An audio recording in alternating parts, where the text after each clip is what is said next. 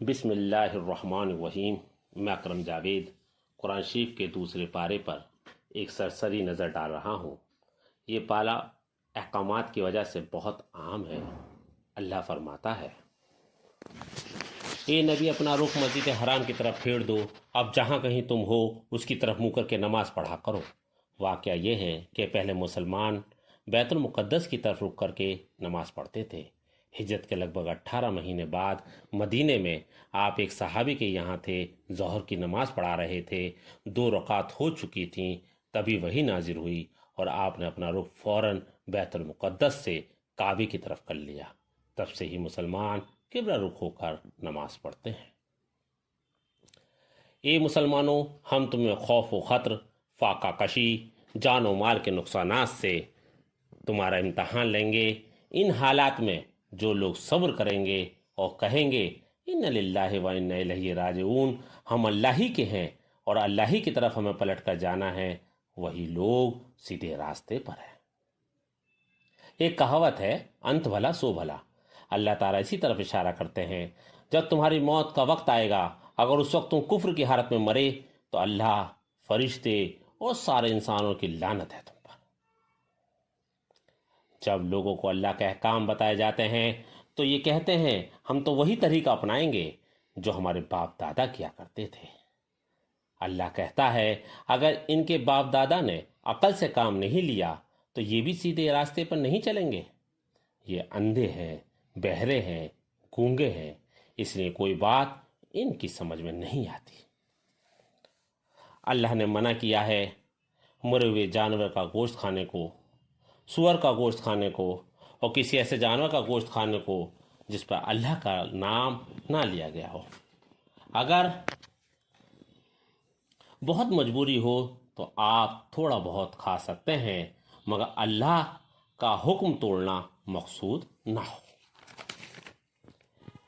اے مسلمانوں، تم قتل کے بدلے قاتل کو موت کی سزا دے سکتے ہو، اور اگر قاتل پر کچھ نرمی کرنا چاہو تو معروف طریقے سے خون بہا بھی لے سکتے ہو۔ اس حکم سے ظاہر ہے کہ اسلامی قانون میں قتل کا معاملہ راضی نامے کے قابل ہے۔ مرنے والے کے وارثوں کو یہ حق پہنچتا ہے کہ قاتل سے کچھ لے کر قصاص یعنی خون کے بدلے خون سے معاف کر دیں۔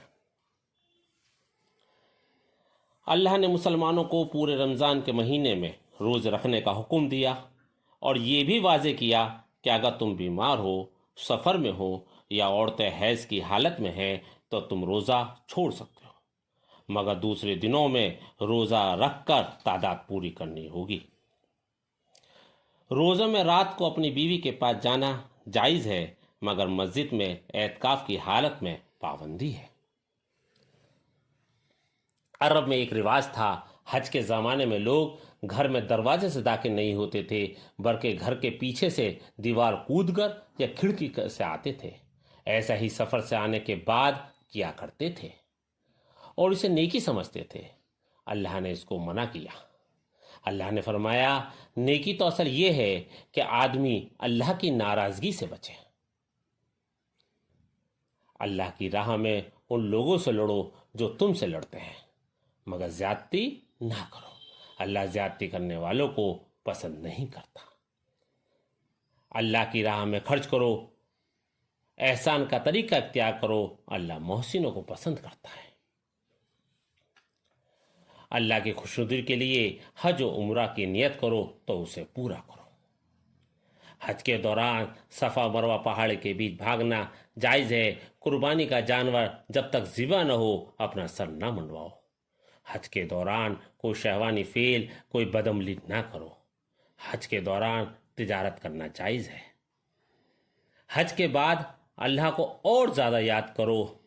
یاد کرنے والوں میں کوئی ایسا ہے جو کہتا ہے کہ ہمارے رب ہمیں دنیا میں ہی سب کچھ دے دے، اور کوئی کہتا ہے ربنا آتنا فی الدنیا حسنۃ وفی الآخرۃ حسنۃ وقنا عذاب النار۔ ہمیں دنیا میں بھی بھلائی دے، آخرت میں بھی بھلائی دے، اور آگ کے عذاب سے ہمیں بچا۔ اے ایمان لانے والو، تم پورے کے پورے اسلام میں داخل ہو جاؤ۔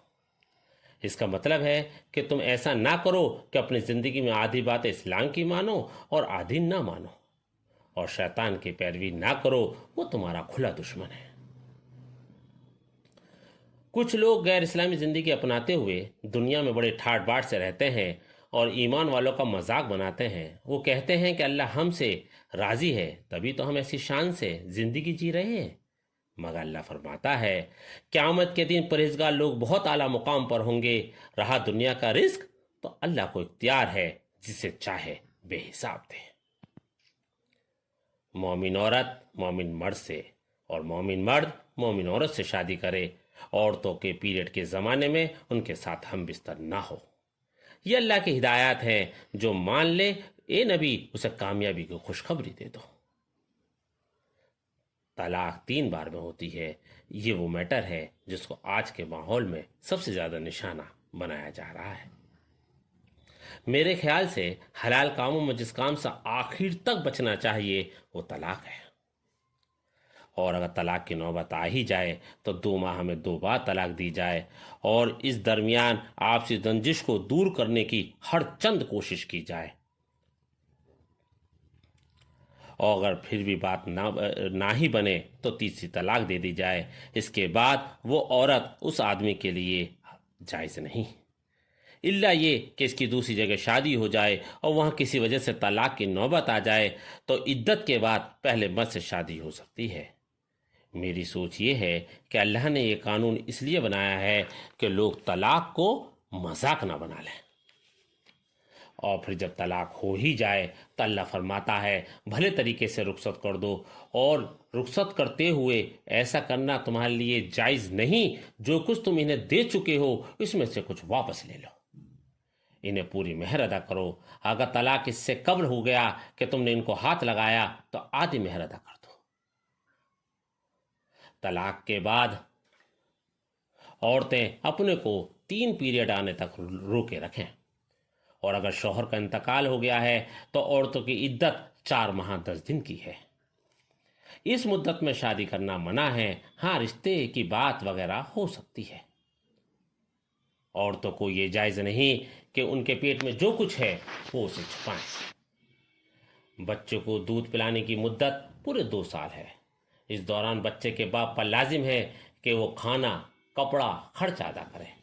اگر فریقین باہمی رضامندی مشورے سے کچھ فیصلہ کر لیں وہ الگ ہے۔ یہ اللہ کی حدود ہے، جو لوگ حدود الہی سے تجاوز کریں گے وہی ظالم ہے۔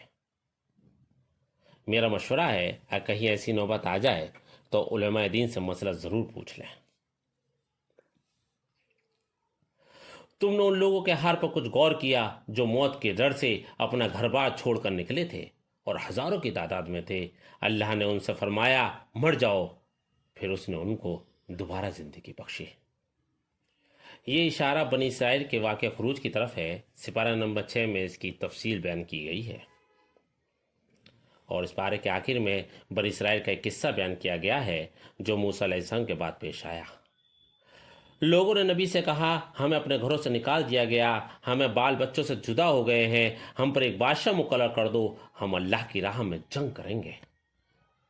جب نبی نے بتایا کہ طالوت کو اللہ نے بادشاہ مقرر کیا ہے تو لوگوں کو اعتراض اس بات پر تھا کہ وہ اتنے مالدار نہیں ہیں، ہم بادشاہ بننے کے زیادہ مستحق ہیں، اور ایک چھوٹے سے گروہ کے سوا سب پیٹ موڑ گئے۔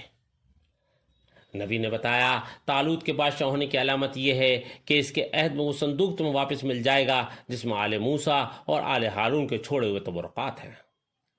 جب طالوت لشکر لے کر چلا تو اس نے کہا ایک دریا آنے والا ہے جہاں اللہ کی طرف سے آزمائش ہے، اس دریا کا پانی نہیں پینا ہے، مگر کچھ لوگوں کو چھوڑ سب اس دریا سے سیراب ہوئے۔ جب طالوت نے جالوت اور اس کے لشکروں کو مقابلہ کرنے کو کہا تو بہت سے لوگ کہنے لگے اتنی بڑی فوج سے ہمیں مقابلہ کرنے کی طاقت نہیں ہے۔ شاید یہ وہی لوگ ہوں گے جو دریا پر پانی پینے سے باز نہیں آئے تھے۔ جب اللہ کے اذن سے فتح نصیب ہو گئی انہوں نے کافروں کو مار بھگایا، اور داؤد علیہ السلام نے جالوت کو قتل کر دیا، اور اللہ نے اسے سلطنت اور حکمت سے نوازا۔ جن جن چیزوں کا چاہا اس کو علم دیا۔ اگر اس طرح اللہ انسانوں کے گروہ کو دوسرے گروہ کے ذریعے سے ہٹاتا نہ رہتا تو زمین کا نظام بگڑ جاتا۔